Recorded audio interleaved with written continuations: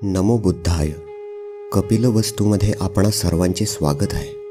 आज आपण हे बघणार आहोत की आळस हा काय असतो, हा आपल्या आत का जन्माला येतो आणि ह्याला कशा प्रकारे नष्ट करता येतं. तर चला ह्याला एका गोष्टीच्या माध्यमाने समजून घेऊयात. एकेकाळची गोष्ट आहे. एक आळशी व्यक्ती एका बुद्ध भिक्खूंना म्हणतो, मुनिवर, माझ्या अंगात प्रचंड आळस भरलेला आहे, ज्यामुळे मला माझ्या आयुष्यात जे करायचे आहे ते मी करू शकत नाही आहे. मला ह्यापासून मुक्त होण्याचा काही मार्ग सुचवा. तेव्हा बुद्ध भिक्खू त्या व्यक्तीला विचारतात, तुला पूर्ण खात्री आहे काय की तुझ्या अंगात आळस भरला आहे?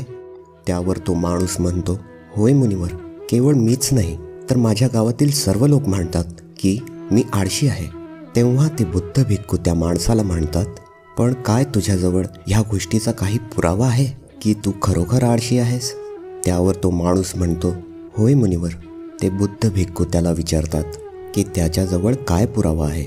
तो म्हणतो, मुनिवर, मला माहिती आहे की व्यायाम करणे माझ्या प्रकृतीसाठी चांगले आहे, पण इच्छा असून देखील मी तो करू शकत नाही आहे, कारण माझा आळस मला पहाटे लवकर उठूच देत नाही.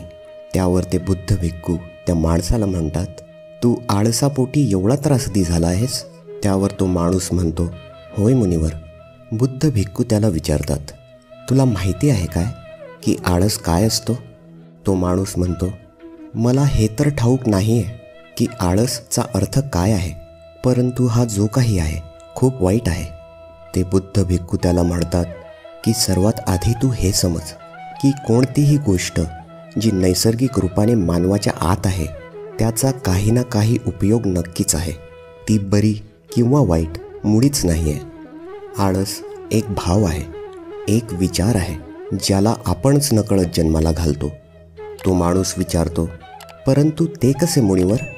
त्यावर ते बुद्ध भिक्खू म्हणतात, आळस जन्माला येण्याचे दोन कारणं आहेत. पहिलं कारण आहे शारीरिक आणि दुसरं कारण आहे मानसिक. जेव्हा केव्हाही आपण आपल्या शरीरात असं अन्न ग्रहण करतो ज्यामध्ये स्वतःतच जिवंतता नाही आहे, तेव्हा आळस आपल्या शरीरात जन्माला येतो. कारण हे शरीर ऊर्जेच्या मदतीने चालतं आणि ज्या प्रकारची ऊर्जा आपण ह्याला प्रदान करतो त्याच्याच अनुरूप हे आचरण करतं. आपल्या शरीरात आळस येण्याचं दुसरं कारण आहे चुकीच्या पद्धतीने बसणे, चुकीच्या पद्धतीने झोपणे आणि चुकीच्या पद्धतीने चालणे. आपण ह्या सर्व गोष्टींवर कधीच लक्ष देत नाही. आपण कधीच बघत नाही की आपल्या चालण्याची, बसण्याची आणि झोपण्याची दशा योग्य आहे अथवा नाही. जर तू महान तथागत बुद्धांना बघशील तेव्हा तुला दिसेल की जेव्हाही ते बसलेल्या अवस्थेत असतात तेव्हा त्यांच्या पाठीचा कणा एकदम सरळ असतो आणि जेव्हा ते झोपलेल्या अवस्थेत असतात तेव्हा त्यांच्या शरीरामधील कोणत्याही अवयवावर दाब नसतो आणि जेव्हा ते चालतात तेव्हा त्यांच्या दोन्ही पावलांमध्ये एक विशिष्ट ताळमेळ दिसून येतो. आपण महान तथागत बुद्धांना फक्त ऐकूनच ज्ञान प्राप्त करू शकतो असे नाही आहे. जर कुणाला ज्ञान प्राप्त करण्याची इच्छा आहे तर आपण त्यांना फक्त बघूनच भरपूर ज्ञान प्राप्त करू शकतो. शारीरिक स्तरावर आळसाचे तिसरे कारण आहे पहाटे लवकर न उठणे. हे ऐकून तो माणूस म्हणतो, होय मुनिवर, मलाही पहाटे लवकर जाग येत नाही. त्यावर ते बुद्ध भिक्खू एक स्मित हास्य करतात आणि त्याला म्हणतात, तू पहाटे तेव्हाच जागे होऊ शकशील जेव्हा तू रात्री झोपण्याची एक निर्धारित वेळ निश्चित करशील. प्रत्येक बुद्ध भिक्खूला शिस्त आणि अनुशासन ह्यांचं पालन करावं लागतं, कारण शिस्त ही आपल्या जीवनात संतुलन निर्माण करते. अधिकतम लोक शिस्त आणि अनुशासन यांना वाईट समजतात, कारण त्यांना असं वाटतं की अनुशासन त्यांना एका बंधनात टाकतं. परंतु सत्य हे आहे की अनुशासन आपल्याला बंधनात टाकत नाही, त्याउलट ते आपल्याला त्यातून मुक्त करतं. त्यावर तो माणूस त्यांना विचारतो, परंतु मुनिवर, प्रारंभ हा करायचा कुठून? योग्य पद्धतीने अन्न ग्रहण करण्याने, योग्य पद्धतीने चालणे, बसणे वा झोपण्याने की पहाटे लवकर उठण्याने? त्यावर ते बुद्ध भिक्खू त्याला म्हणतात, प्रारंभ ह्या क्षणापासूनच कर.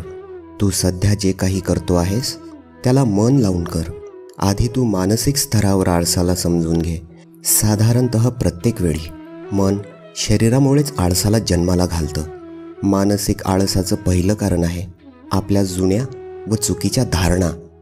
आपल्याला असं वाटतं की आपण मागच्या वेळीही करू शकलो नव्हतो, त्यामुळे ह्या वेळीही आपल्याकडून ते होणार नाही.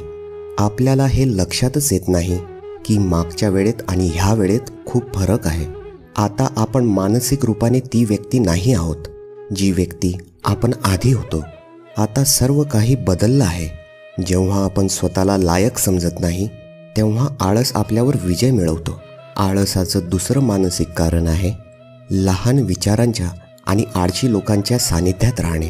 कधी कधी असं घडतं की आळस हा आपल्यात नसतो, परंतु इतर लोकांमधून तो आपल्या शरीरात प्रवेश करतो. असं ह्यामुळे घडतं कारण आपण आळशी लोकांच्या संगतीत वावरतो. त्यावर तो माणूस म्हणतो, होय मुनिवर, हे अगदी सत्य आहे. ह्या गोष्टीचा मी स्वतः देखील अनुभव घेतलेला आहे. बुद्ध भिक्खू त्याला म्हणतात. मानसिक स्तरावर आळसाचं तिसरं कारण आहे मन स्पष्ट न असणे.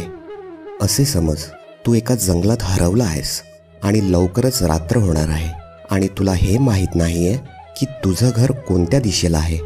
तर काय अशा परिस्थितीमध्ये तू आळस करून तेथेच झोपी जाशील अथवा अधिक प्रयत्न करशील?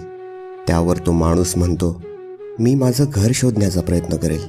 त्यावर ते बुद्ध भिक्खू म्हणतात, पण जर तू खूप प्रयत्न करून देखील तुला तुझ्या घराची वाट सापडलीच नाही तेव्हा तू काय करशील? त्यावर तो माणूस म्हणतो, मी तरीही प्रयत्न सुरूच ठेवेन, कारण माझ्याकडे तसे करण्यावाचून कोणता मार्गच शिल्लक राहणार नाही. त्यावर ते बुद्ध भिक्खू म्हणतात, आळस माणसाला तेव्हाच पकडतो जेव्हा त्याच्याकडे भरपूर पर्याय असतात. जर कुणाकडे फक्त एकच पर्याय असेल तर त्याचं मन पूर्णपणे स्पष्ट असेल. जर तू सध्या व्यायाम करू शकत नाही आहेस म्हणजेच तुझ्यात दूरदृष्टी नाही आहे. तू सध्या भविष्यात होणाऱ्या रोगांना पाहू शकत नाही आहेस. तू सध्या त्या रोगांपासून होणाऱ्या त्रासाची अनुभूती करू शकत नाही आहेस.